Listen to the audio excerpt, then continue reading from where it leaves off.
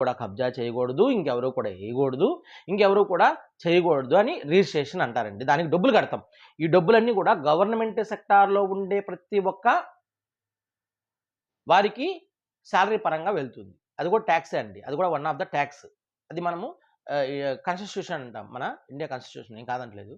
వాళ్ళందరి కోసం ఇట్లా కష్టపడి మనము కూలీ నాలి పెట్టుకొని నేనేం కోటీశ్వరుడిని కాదండి. నేను ఒక చిన్న టీచర్‌ని. ప్రైవేట్ టీచర్‌ని.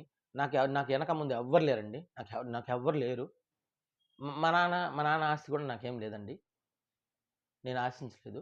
కానీ నాకు మా మామ ఒక 2 ఎకరాలు, మా అత్తమ్మ గారు 2 ఎకరాలు ఇస్తే, దానిని వాళ్ళ అన్న కొడుకు వాళ్ళకుండే 42 ఎకరాలని మరియు నా 2 ఎకరాలని కబ్జా జేసి అమ్మేస్తే ఎట్లా యాక్సెప్ట్ చేస్తారు?